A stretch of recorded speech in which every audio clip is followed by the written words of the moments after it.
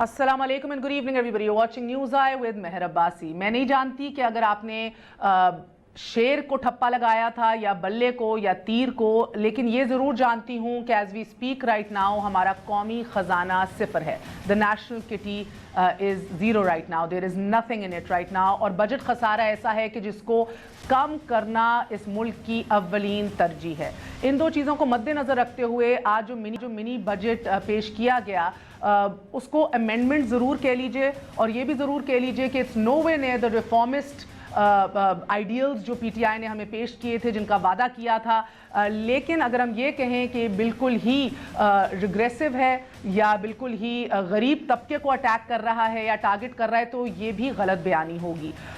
जिस हद तक मैं समझ पाई हूँ, और इसलिए हमने एक बेहतरीन पैनल भी मुंतखब किया है, आज सिलेक्ट किया है कि इसके ऊपर और क्लैरिटी एक आम आदमी के लिए हो, आपके लिए हो, इर्रिस्पेक्टिव आप नॉन सैलरीड क्लास हैं, सैलरीड क्लास हैं, कि आपको किस तरह इम्पैक्ट करेगा। जिस हद तक मैं समझ सकी हूँ, दो तीन चीदा नुकात सामने रखेंगे और दीगर अहम पॉलिटिकल डेवलपमेंट्स के ऊपर भी बात करेंगे।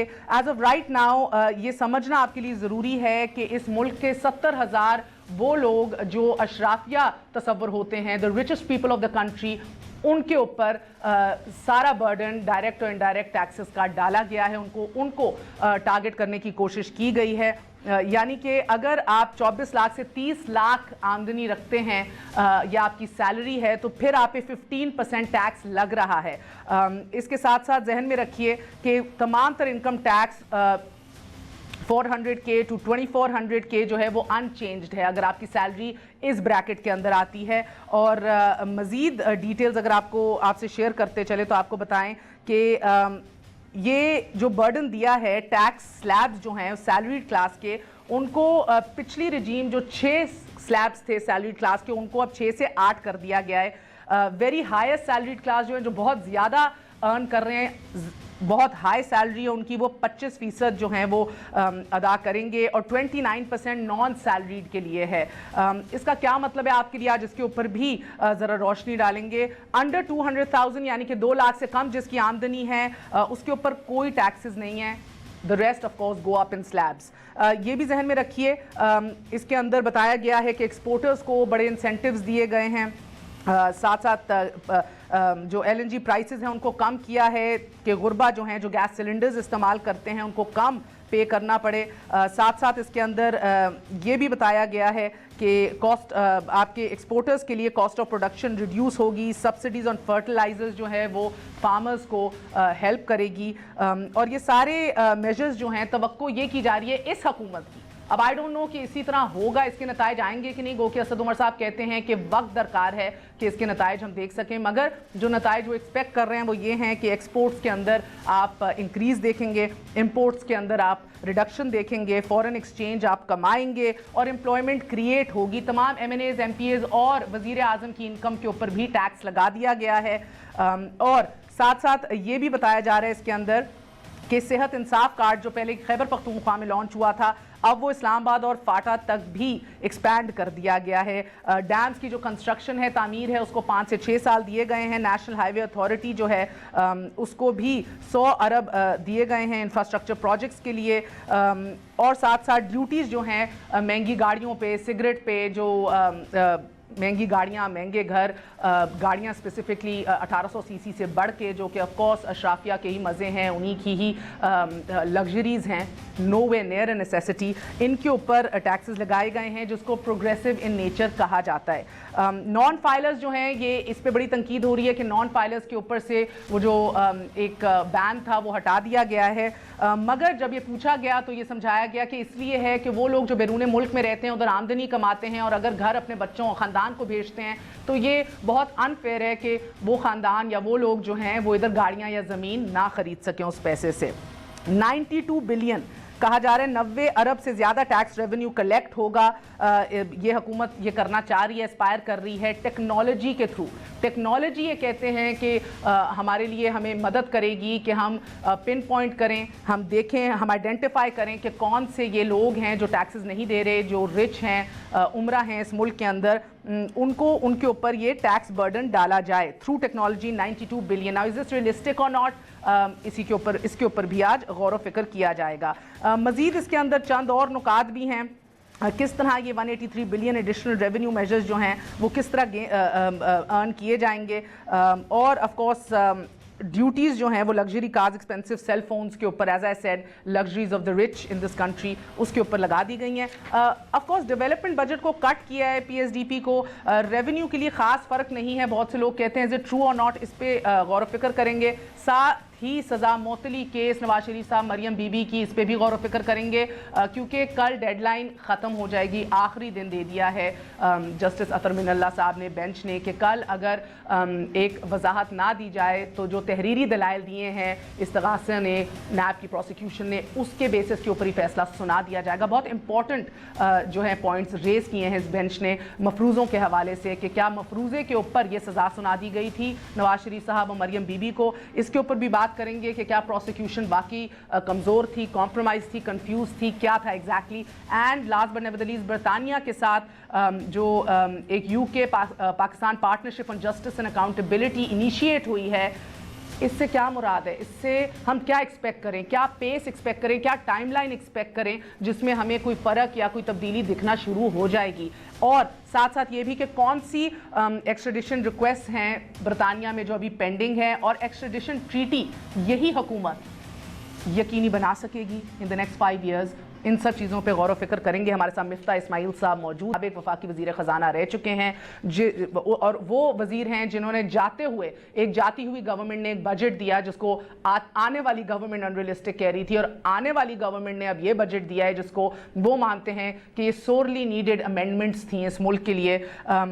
मिफ्ता इस्माइल साहब आपको भी खुश आमदेद कहते हैं। हमारे साथ शहजाद अकबर साहब मौजूद हैं, मामले खसूसी हैं एहतसाब के ऊपर वज़ीर आज़म इमरान खान साहब के। हैदर ज़मान पाकिस्तान पीपल्स पार्टी के पंजाब के लीडर हमारे साथ मौजूद हैं। डॉक्टर अशफाक टोला साहब इकोनॉमिस्ट हैं, किसी तारुफ के मोहताज नहीं। आप सबका बहुत बहुत शुक्रिया। अस्सलाम वालेकुम।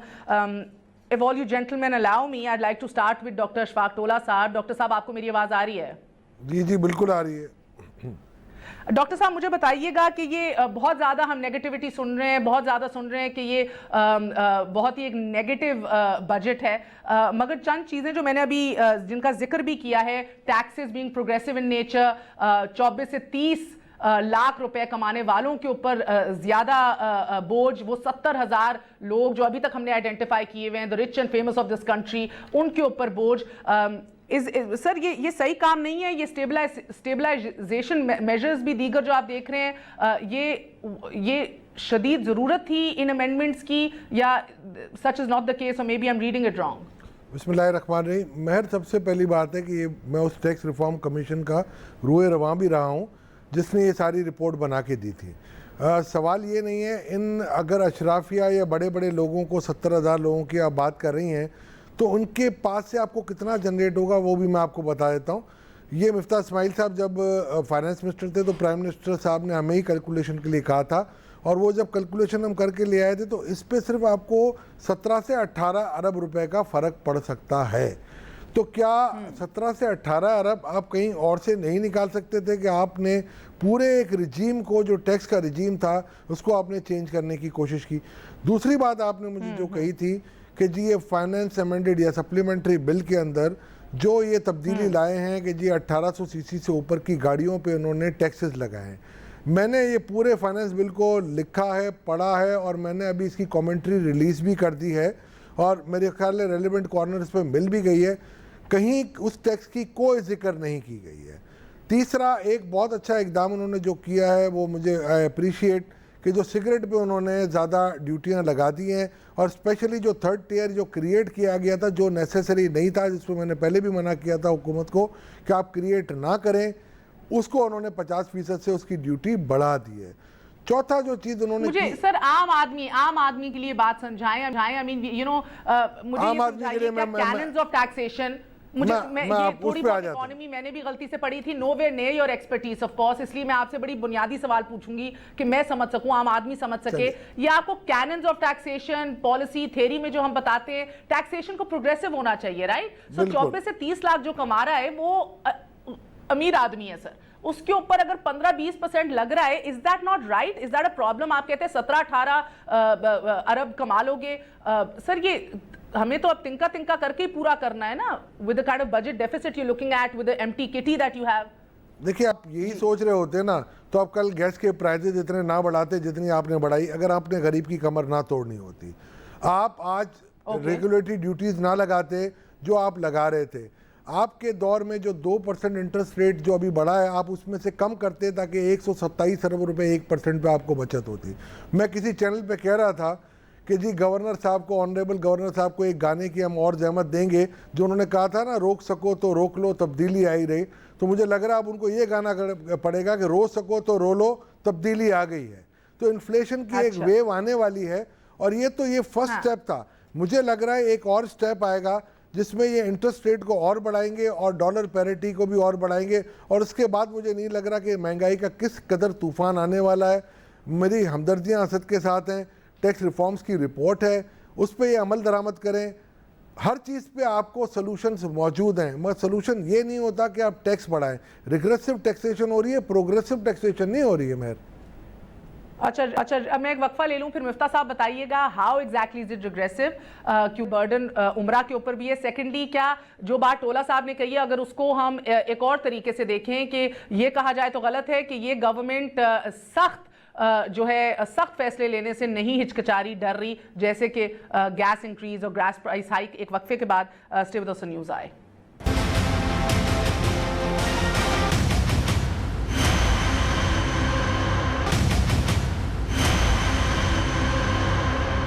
वापस आने का शुक्रिया। Welcome once again to News Eye. So Miftah साहब बताइएगा कि रिग्रेसिव किस तरह हुआ जब गरीब के ऊपर टैक्स नहीं है, बिजली की प्राइस नहीं इंक्रीज की, पेट्रोल की प्राइस नहीं इंक्रीज की, 30% गैस सिलेंडर के ऊपर कमी कर दी है, इंडस्ट्री के लिए सब्सिडी दे दी है, सुई गैस भी सिर्फ अमीरों के लिए महंगी हुई है। फिर सर मुझे बताइए कि ये रिग्रेसिव कैसे हुआ? जो मेरे पास नंबर्स पड़े हैं, टैक्स सिगरेट स्मोकर्स के ऊपर लगाए हैं, हाई इनकम लोगों के ऊपर, उमरा के ऊपर लगाए हैं, बड़ी बड़ी गाड़ियां और महंगे महंगे सेलफोन इस्तेमाल करने पे लगाए हैं। So how is this regressive? जी बिस्मिल्लाहिर्रहमानिर्रहीम, मैं शुक्रिया। देखिए, दो तीन चीज़ें अगर मैं बजट की बात शुरू करूं, पहले तो एक हमने कदम उठाया था कि हमने कहा था जो लोग टैक्स पेयर्स नहीं हैं उनको हम बड़ी जायदादें और नई गाड़ियां नहीं खरीदने देंगे। इस कदम को इन्होंने वापस लिया। मेरे ख्याल से ये बहुत ही अफसोस की बात है। ये बहुत पीछे चले गए हैं। बंदे बैठे हैं, वो क्या करें? वो ना घर पैसे भेजें अपनी बीवी बच्चों के लिए, खानदानों के लिए, वो ना कभी गाड़ी या जमीन खरीदें। मैं मेरा जवाब सुन लीजिए, मैं उस पर जवाब देता हूँ। ये झूठी एक्सक्यूज़ है। कोई ओवरसीज़ पाकिस्तानी जो है उसको नाइकॉप पे आप रजिस्टर कर सकते हैं, उसमें कोई ज़रूरत नहीं थी। ये ओवरसीज़ पाकिस्तानी की जो एक्सक्यूज़ थी वो झूठी थी। आप देखेंगे असद साहब का, आप चेहरे पे देखें कितने खसियाने थे जब वो बोल रहे थे और उन्होंने ये बात पलट दी। ओवरसीज़ पाकिस्तानी का तो बहाना था, तो उसी वक्त हमने सॉल्व कर दिया था कि आप नाइकॉप पे रजिस्टर करा लें, गाड़ी खरीद लें, इससे क्या फ़र्क पड़ता है। मिफ्ता साहब, आज मेरी बहुत से इकोनॉमिस्ट से बात हुई, उनका ये कहना था कि हमें डिफरेंशिएट करना ज़रूरी है between non tax payer and non filer. ये भी डिफरेंशिएट करें, तो और बहुत से करीब के, बल्कि मेजॉरिटी ऑल फेल्ट। मैं थोड़ा सा सुन लें, थोड़ा 2 मिनट मुझे दे दें, मेरी बात सुन लें। तो ये टैक्स फाइलर्स जो नॉन टैक्स फाइलर्स हैं उनके लिए हम कह रहे थे कि you can not import a Mercedes 200 crore रुपए की, you can not buy a house in F6। ये क्या बड़ी बात थी? अब उनको आपने कहा कि नहीं, आप 1.5-2 लाख रुपए फाइन भरें और आप गाड़ी खरीद लें, आप मकान खरीद लें, आपका कोई नो क्वेश्चन आस्क्ड। तो ये आप जो 5 साल से पीटीआई कह रही थी और सब लोग कह रहे थे 20 साल से कि पाकिस्तान को डॉक्यूमेंटेशन के पास लेके जाओ, मैंने एक कदम बढ़ाया था। मुझे पता है कि कितना प्रेशर था ऑटो कंपनीज का मेरे ऊपर, मुझे पता है कि कितना प्रेशर था लैंड डेवलपमेंट कंपनीज का, कितना प्रेशर था प्राइम मिनिस्टर के ऊपर। हमने उस प्रेशर को लिया, हमने वो बात नहीं मानी, ये कैपिचुलेट कर गए। आज पाकिस्तान का ईमानदार टैक्स पेयर जो है, रजिस्टर्ड टैक्स पेयर जो हार गया, ऑटो कंपनीज जीत गई हैं, लैंड डेवलपर्स जीत गए। सच्ची बात तो ये है। उसके बाद हमने दूसरी चीज़ करी थी कि जो कम तनख्वाहदार लोग थे उनके ऊपर 1 लाख रुपए तक तो टैक्स माफ़ किया था, वो अल्लाह का शुक्र से उन्होंने रहने दिया। मैंने 2 लाख रुपए तक 5% टैक्स रखा, 10% रखा था, वो भी 5% रखा था, वो भी ठीक है। अब इन्होंने 2 लाख से 2.5 लाख रुपए के ऊपर तनख्वाह टैक्स को भी बढ़ा दिया। जिसकी 3 लाख रुपए तनख्वाह है उसके ऊपर 20% कर दिया, जिसकी 4 लाख रुपए की तनख्वाह है उसके ऊपर 29% टैक्स कर दिया। सर आप क्या पढ़ रहे हैं? मेरे सामने तो टैक्स टेबल पढ़ी है, या तो मेरे पास खराब है, but you been a finance minister, economy guy, so I can't challenge. मैं जो पढ़ रहा हूँ सही पढ़ रहा हूँ। मैं ट्रस्ट पढ़िए, जो मैं पढ़ रहा हूँ वो सही पढ़ रहा हूँ, ठीक है। मैं 4 लाख रुपए तनख्वाह के ऊपर जो आप जिसको कह रहे थे ना 25 लाख रुपए, वो 25 लाख रुपए माहवार नहीं है, 25 लाख रुपए मंथली साल का है, 2.5 लाख रुपए महीना, 2 लाख रुपए महीना है। तो ये उसको हमने 15% करा था 30 से, उसको वो वापस 29 पे ले गए। ये डार साहब को क्रिटिसाइज करते थे कि इसाक डार टैक्स लगाता, ये 29 पे ले गए 30 से। ये जो हमने स्टेप लिया था, ये हमने एक पॉजिटिव स्टेप लिया था कि एक तरफ कैरेट थी कि टैक्स रेट कम करे, दूसरी तरफ स्टिक थी कि आपको हम प्रॉपर्टी नहीं खरीदने देंगे पाकिस्तान में। आज आपने ये दोनों चीजें खत्म कर दी। 90 अरब रुपए का आपने लगाया है इनडायरेक्ट टैक्सेस। आपको याद है ना, आप भी मुझसे सवाल पूछती थी कि आप लोग इनडायरेक्ट टैक्सेस क्यों लगाते हैं, इनडायरेक्ट टैक्सेस क्यों लगाते हैं।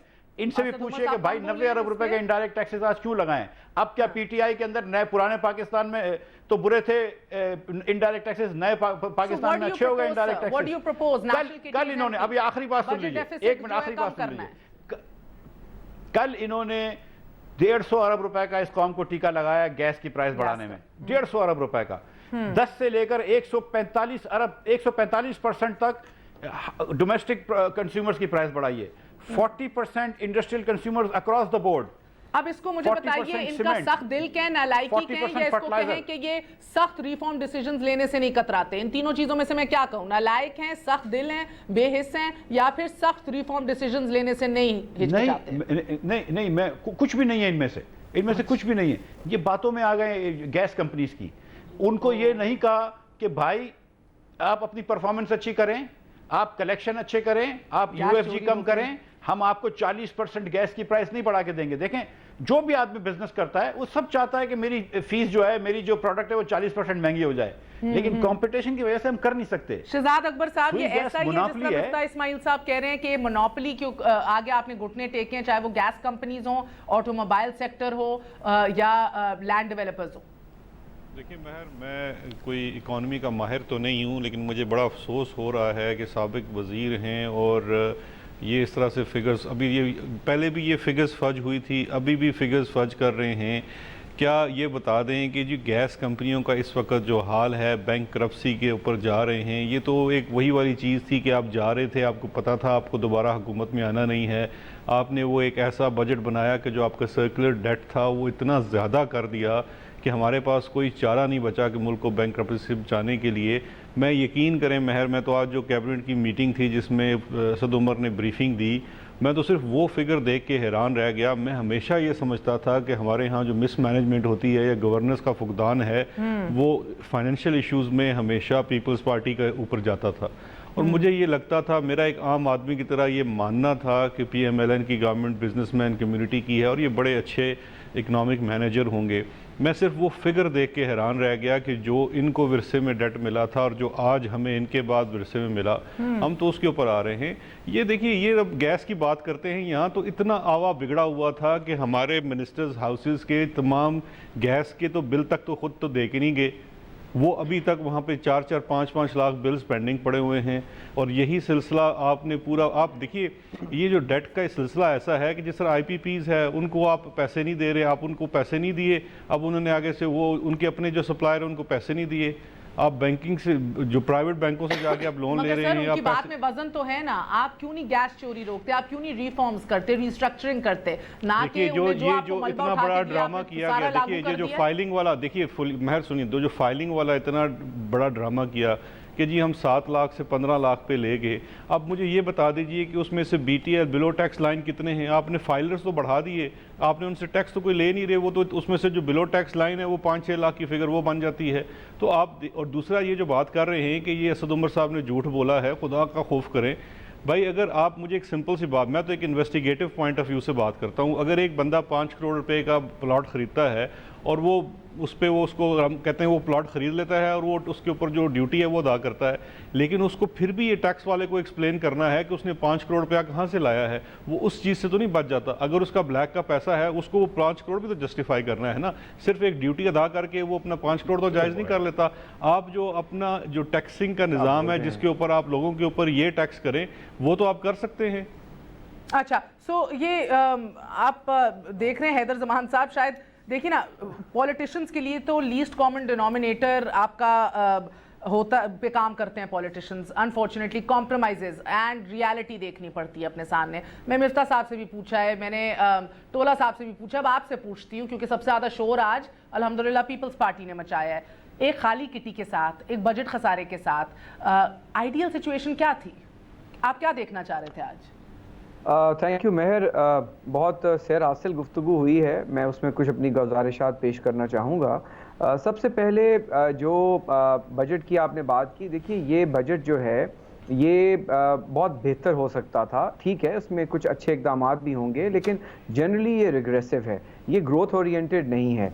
आपको अगर ग्रोथ लानी है तो आपका ग्रोथ टारगेट होना चाहिए 8 से 10%, क्योंकि तब ही आप 2 मिलियन जॉब्स क्रिएट कर सकते हैं एनुअली और आप 1 करोड़ बनाएंगे। उसके बाद आपने जो बजट डेफिसिट काम करना है, जो आपने पीएसडीपी काम किया है, वो रियलिस्टिक फिगर्स नहीं है। जहां तक टैक्स फाइलर की और नॉन फाइलर की बात है, मैं गुजारिश करना चाहूँगा, ये जो आपको एक्सक्यूज़ दी है पीटीआई की और आपने अपने इंट्रो में भी बताई है, this is the most ridiculous excuse, because जो पाकिस्तानी ओवरसीज हैं वो नॉन टैक्स पेयर्स हैं। जब आप 180 दिन से ज़्यादा बाहर रहते हैं तो you are not subjected to the income tax law of Pakistan. और दूसरी बात यह है कि उनके पास नाइकॉप है, और अगर वो अपने पैसे थ्रू बैंकिंग चैनल भेजते हैं तो वो अपना एनकैशमेंट सर्टिफिकेट लेके they can get their property registered. लेकिन ये नॉन फाइलर को जो तो है उनके ऊपर लागू नहीं होता था ये ban? No no no no, this could have been fixed by a simple thing. देखिए, आपने एक तरफ टैक्स बेस बढ़ानी है तो और आपने इनडायरेक्ट टैक्सेस कम करने हैं। वही असद उमर साहब जो पहले कहते थे कि एलएनजी और दुनिया में गैस रेट्स गैस के कम हो रहे हैं, भाई आप वो एलएनजी कतर का मुआहदा रीनिगोशिएट करें ना। सीपैक के तो मुआहदे आपको फौरन याद आ गए। आप महंगी गैस खरीद रहे हैं, इसीलिए गैस का सर्कुलर डेट बन रहा है। आप जो है डिस्ट्रीब्यूशन नेटवर्क और ये ऑयल एंड गैस कंपनीज जो हैं या ओएमसीज और ये गैस कंपनीज ये पाक कर रही हैं, इनकी इनएफिशिएंसीज एंड यूजर देगा। तीसरी बड़ी अहम बात है, जो आपने 22-25% करेंसी डिवैल्यू की है, उससे आपकी अभी जो एक्सपोर्ट्स को जुलाई में एक बड़ी फ्रेजाइल ग्रोथ मिली है। आपने जीआईडीसी सेस जो लगाया पिछली गवर्नमेंट में, आपने वो खत्म नहीं किया। आपने 2 रुपए बिजली बढ़ा दी और 3 रुपए सब्सिडी कम कर दी, यानी 5 रुपए यूनिट वो आपने कर दिया। उसके बाद आपने कमर्शियल और इंडस्ट्रियल यूज की गैस बढ़ा दी। सो आपने एक तरफ से एलएनजी का तो बहुत एक छोटा सा सेगमेंट है, जहां आपने इकोनॉमी को ग्रो करना है, जहां आपकी कंपैरेटिव सर एलएनजी प्राइसेस तो रिड्यूस किए हैं ना, क्योंकि गरीब आदमी तो गैस सिलेंडर यूज करता है। कारखाने नहीं चलते मेहर, आपके जो आईपीपीज हैं अभी इसके बाद 11 से 12% पावर उसके ऊपर टैक्सेस पेट्रोल के ऊपर भी आधे कर दिए हैं, वो भी गरीब आदमी मुस्तफीद हुआ। की बात ये भी सही दुरुस्त नहीं है, इन्होंने बताई। इन्होंने बहुत सारी चीजें बढ़ा दी हैं। इनको जीएसटी कम करना चाहिए था, जो आम आदमी जिस पे इफेक्ट हो रहा है, यानी 17% से 16 पे ले आते, 15 पे ले आते। इसी तरीके से और क्या करते फिर? पैसा कहां से लाते सर? आसमान से गिरता? मुझे ये समझाए ना। सुन ले, पार्लियामेंटेरियंस ऑलरेडी टैक्स थे, लेकिन बड़ी अच्छी बात है गवर्नर्स, प्राइम मिनिस्टर सबको टैक्स किया है। काश के मेहर आप हम ये भी देखते कि होली काउज जिसमें जुडिशरी और जनरल हैं, उनकी टैक्स को टच नहीं किया गया, तो ये इनके पर जलते थे। वो पार्लियामेंटेरियंस को बिल्कुल टैक्स करें, हर शख्स को टैक्स करें, लेकिन अक्रॉस द बोर्ड करें, लेकिन चेरी पिकिंग की गई है। इसी तरीके से रेगुलेटरी ड्यूटी, पिछली गवर्नमेंट ने 576 चीजों पर रेगुलेटरी ड्यूटी लगाई थी, सुप्रीम कोर्ट ने स्ट्राइक डाउन कर दी। इन्होंने 20% लगाई है। आप टैक्स बेस को ग्रो करवाएं, आप वो लग्जरी आइटम्स जो लग्जूरियस सो ये कहना गलत नहीं है, this is a no way reform oriented budget right now. मगर टोला साहब, मैं वापस आपकी तरफ आती हूँ। मुझे बताइए सर, ये जो टैक्स लैब मेरे पास पावर सेक्टर के सर्कुलर डेट की कोई बात नहीं की। जो करंट अकाउंट डेफिसिट है 9 से 10 अरब डॉलर का इस वक्त है, उसको कैसे ये हैंडल करेंगे? जो पीआईए रेलवे का खसारा है कैसे हैंडल करेंगे? कोई स्टेटमेंट नहीं। और हमें नहीं बताया गया आज पार्लियामान में कि आप आईएमएफ के पास जा रहे हैं, नहीं जा रहे। How are you going to handle your fiscal policy? I think जाना तो है, सर। इट जस्ट डिपेंड्स कब जाना है। The timing matters a lot, I think. And correct me if I am wrong doctor साहब। और जो ज़राअत है, ज़राअत को कहां लॉलीपॉप दे दिया आपने? तो एंग्रो और फर्टिलाइजर और अपने पुराने दोस्तों को सब्सिडी दे दी। आपको ट्रिकल डाउन फार्मर को सब्सिडी, फर्टिलाइजर के ऊपर सब्सिडी लगा के फार्मर को, काश्तकार को कोई फर्क नहीं पड़ेगा। वो तो ऑफसेट कर लेते हैं अपनी प्रोडक्शन कैपेसिटी के अगेंस्ट। एंड यूजर बैग जो है, I am my self a farmer, urea में, डीएपी में कहां सब्सिडी मिलनी है? ये तो डीलर और वेयर हाउसों में ही सब्सिडी हो जाती है।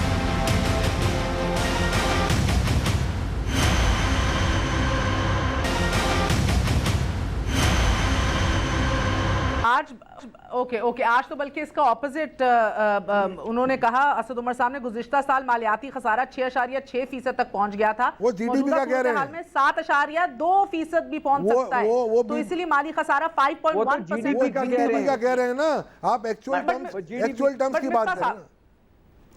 एक और चीज में एनएफसी का जो जिक्र कर रहे हैं और ये टोटल मिला के 62% बन जाता है, एग्जॉर्बिटेंट। और गो के आपका आइन कहता है कि इसको हम लोग कम नहीं कर सकते, घटा नहीं सकते, बढ़ा ही सकते हैं।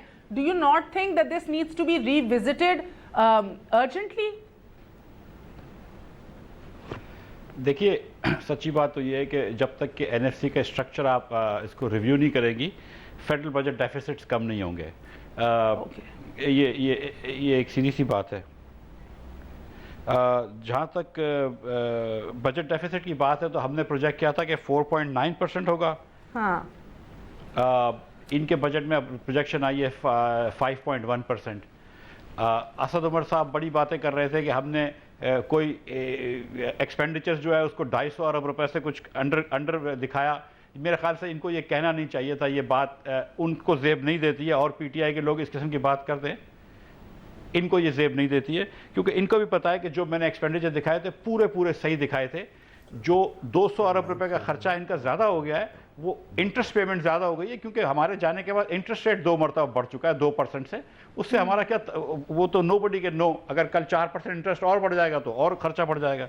तो ये इनको बात नहीं करनी चाहिए थी। उन्होंने दूसरी बात करी कि मिफ्ता इस्माइल ने 286 अरब रुपए रखे हुए हैं प्रोविंशियल सरप्लस से, और वो गलत है। चले मैं मानता हूं मैंने गलती करी थी, तो उन्होंने कितने रखे हैं? 286 अरब रुपए। तो फिर मिफ्ता इस्माइल की क्या गलती थी? अगर आपने भी 286 अरब रुपए रखे, या अगर गलती थी तो आप आज चेंज कर ले। सो बेसिकली आप कह रहे हैं यही डायरेक्शन नहीं वाजे हुआ। गो के I still feel it's progressive and I don't know, मुझे लगता है मुझे 2 पैराडॉल एक्स्ट्रा खानी पड़ेगी आप सबसे बात करने के बाद। You feel it is progressive, but it's not factually true. आपका झुकाव छोड़ दें। देखिए, सच्ची बात ये है कि ये this is going against the grain of tax widening. आपने नॉन टैक्स पेयर्स को अलाउ कर दिया गाड़ियां खरीदना, आपने नॉन टैक्स पेयर्स को अलाउ कर दिया। सर, मगर जो मुझे नजर आ रहा है मैं क्या करूं? And I am telling you, मुझे ये नहीं, स्पेशली जब आपको ये बिल्कुल नजर आएगा, लेकिन वो हर इंसान के अपने एनके होती हैं। मेरा गुजारिश सवाल ये रखना कि आम आदमी को कुछ सर पैर समझ आए। मैंने जो आपसे पूछा शहजाद अकबर साहब, इनसे मैंने एनएफसी का पूछा। अगर आप 62% सूबों को देते चले जाएंगे तो वो सही कह रहे हैं मिफ्ता साहब, आप नहीं बजट डेफिसिट खत्म कर सकते, खसारा नहीं कम होगा, आपके पास आना ही कुछ नहीं है जो आपने आगे दे देना, यानी कि हर 10 रुपए में से 6-7 रुपए आप आगे दे रहे हैं। आप क्या काम करेंगे? अब आपकी 3 सूबों के अंदर हुकूमतें हैं, आप इस पोजीशन में हैं सर कि आप कोई आइन के अंदर तब्दीली कर सकें, एनएफसी को रीविजिट कर सकें एक दफा, या again it's such a weak government to begin with, it might be a very difficult task. देखिए, जहाँ तक कॉन्स्टिट्यूशनल रिफॉर्म की कोई भी बात है, उसके ऊपर तो तमाम पॉलिटिकल पार्टीज का कंसेंसस चाहिए, या 2/3 आपको मेजॉरिटी चाहिए होती है। इतना बड़ा एक्शन करने के लिए कि आप एनएफसी पे अवार्ड को चेंज करें, वो तो उसके लिए आपको बहुत बड़े पॉलिटिकल कंसेंसस की ज़रूरत है। लेकिन it's not a weak government, आपकी गवर्नमेंट है, आपकी अददी जो तादाद है वो ज़्यादा है नेशनल असम्बली में, जिसकी वजह से गवर्नमेंट फॉर्म की गई है। तो आप गवर्नेंस तो कर सकते हैं जहाँ तक बड़े इश्यूज़ हैं, और अगर वो सही मानों में कंसर्निंग इश्यूज़ हैं पाकिस्तान के मफाद के लिए, चाहे वो मुआशी नौयत के हों या फेडरेशन के हों, तो उसके ऊपर कंसेंसस पे ओके, मुझे शहजाद अकबर साहब एक वक्फा लेने दें जिसके अंदर मैं 2 एक्स्ट्रा खाऊंगी, आप लोग पानी पिएं, फिर आके सजा मौतली केस पे डिस्कशन करनी है। और ये जो आपने नई इनिशिएटिव ली है बरतानिया के साथ, मैं उसकी पेस के हवाले से आपसे कुछ इन्फॉर्मेशन चाहूंगी आफ्टर वेरी शॉर्ट ब्रेक।